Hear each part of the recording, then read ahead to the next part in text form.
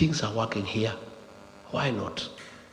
Yesterday, I spent a day in Silicon Valley, and I went to Google, I went to Meta, and things are working. And what is amazing, at Meta I found 35 Kenyans who are driving Facebook, Instagram, WhatsApp. Kenyans, young Kenyans, knowledgeable. At Google, I found a Kenyan there, a young guy there. They are the guys behind the success of that great establishment. Later on, I met executives in the Silicon Valley running successful businesses. And you know, when I listen to people at Google, I listen to people at Meta on the ideas they have on innovations, on artificial intelligence, I was so embarrassed that despite having that kind of capacity with Kenyans to turn around our digital information technology, that our Minister for ICT is William Kabogo. Are you also not embarrassed? It's embarrassing. A guy who knows nothing about IT. He has no idea whatsoever. Yet we have Kenyans who are driving mega corporations in matters innovation here in the United States and all over the world. These are the Kenyans that I seek to partner with when we form government to transform our country. And I'm saying on a very serious note, you guys have demonstrated capacity to succeed in a foreign land. I want you to help us transform our country like the way you have done it here in the United States. All we need to do is to give you the opportunity. And you have a proven track record of success. Our embassies here abroad, we must ask you guys to help us run them. As somebody who has lived here in the United States for 30 years, a CEO of a company who has worked all over the States, has the necessary papers, PhD, masters. That is somebody you can give the embassy in Washington to learn. And that person knows everything. They know what Kenyans want, what challenges they are facing. They know these Americans, for them to attract them to invest at home, what they want, how to handle them, because they have been here with them. If you go to Kenya, an ambassador is appointed for 4 years. You get a politician, you appoint him ambassador to Washington. The first 1 year he comes is to look for a house, run and learn to know the streets and to know his way around here, and look for a school for his children. 1 year is gone. The second year he is trying to make friends with the Americans and the Kenyan people. A year is gone. The third year is to sit down to say, now that I know friends and networking, what can we do? He spends the whole year to do the plan. Then the fourth year is done, his record. But you guys, if you are appointed on Monday, on Tuesday you go and start working. You know everything. You know everybody. You know what needs to be done. So it's something that I want to do. Get the people out there to run our embassies on behalf of our country. Take care of Kenyans in those countries and have a serious network with the people of that foreign country and attract them to come and invest back home. That is a commitment that I want to give, and we're going to do it together. Again, as I wind up so that I can give you an opportunity to ask me a few questions,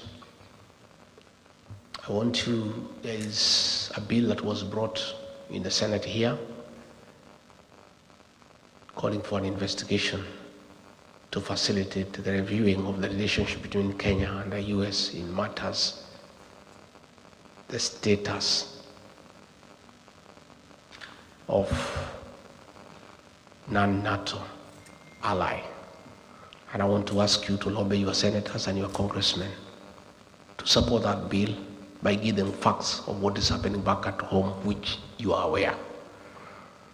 I've seen people back at home trying to blame me because of that matter that has been brought to the Senate. I did not bring it. I'm not a senator in the US. They are directed their anger at me. All manner of accusations. I did not bring the matter, but I support it because the issues that have been raised by the Americans is the issues that I raise every day. The issues of extrajudicial killings, abductions, the issue of interfering in Sudan by working with a terrorist group called RSAF, the issue of working with AlShabaab. Those issues were brought by the Americans. And all I said is that Kenyans should support by giving information to the legislators here to enable America hold William Ruto to account. And I did ask the Americans not to impose sanctions on Kenya because Kenya is innocent, but to apply sanctions against William Ruto as a person so that he can be brought to order. So I found a member of parliament from Mandera there in parliament, making a lot of noise, saying that I'm against the people of Mandera. I have nothing against the people of Mandera, and he should not drag the people of Mandera into the challenges William Ruto is facing with the American people. Nowhere did anybody say that the people of Mandera have committed any crime against anybody. What we said is that the Americans are saying William Ruto met some bad people in Mandera. If you meet bad people in Mandera, it does not mean that the people of Mandera are party to the meeting that you had. So I also saw the senator trying to say that we have a problem with the Somali community because we are asking that William Ruto be held to account. Nobody has any problem against any community. The Somalis are part of Kenya, and they are a very serious community that has done a lot in the transformation of our country and the economic development of our nation. They are very serious drivers of our economy. They are very aggressive in business. So the senator of Mandera, don't drag the Somali community into the challenges facing William Ruto.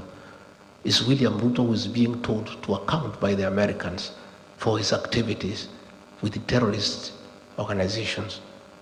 The people of Mandera, the Somali community, are innocent and have nothing to do with it. And by the way, I want to tell the politicians there in northern Kenya, if you want to defend William Ruto, defend him. But don't try to create a wedge between us and the Somali community because we have nothing against them. They are part of Kenya, and they too are telling us they are suffering just like the rest of Kenyans.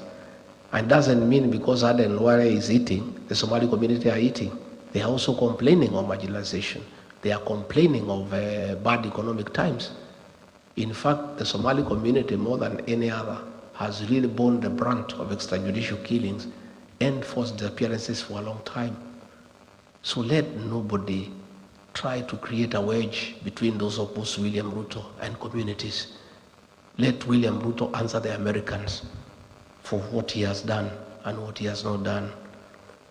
I saw the Minister for Interior saying that we should be asked to help in investigations in this matter. We cannot help in any investigations because the Kenya government has not initiated any investigations against William Ruto. The people who have initiated investigations is the American Senate. So if there is need for us to help in investigations, we'll help the American Senate, not the Kenya government, because the Kenya government has not initiated any investigation. Number two, the Kenyan government cannot investigate William Ruto because those policemen work under him. And all the things he is doing of killing people and abducting people, he is doing with the very police. So there is nobody stupid enough to go and report William Ruto to the Kenyan police. Nothing will be done against it. So whoever sees, please don't sell fear to us. You know we cannot buy. In any case, it is the same CS who said that when 5 chiefs were abducted by AlShabaab, he said that they will go into negotiation with the AlShabaab to have them released. How can you negotiate with people you do not know? And since they were released after negotiations, the CS Interior knows much more than anybody else on who are the leaders of AlShabaab, because he said publicly that he'll initiate negotiations for the release of the 5 chiefs who were abducted. The 5 chiefs were released after successful negotiations with the AlShabaab. So the CS Interior knows whom he negotiated with. So if he wants information as who are the leaders of AlShabaab, he is in a better position to tell the people of Kenya and the world and the Americans, because he has already had business with them that has been successful. So please, the Americans have asked the questions. I'm not the one who has asked. If I'm required to help, the things I know on the issues in Sudan, the dealings with RSF, I'm ready to help. But the Americans, not the Kenyan government, because the Kenyan government has not raised any issue. They are comfortable with what is happening. And you know, I see people threatening other people. I've seen that fellow called Soprano issuing a lot of threats every day. Oh, mimi ni fire, mimi ni noma. Oh, don't push me around.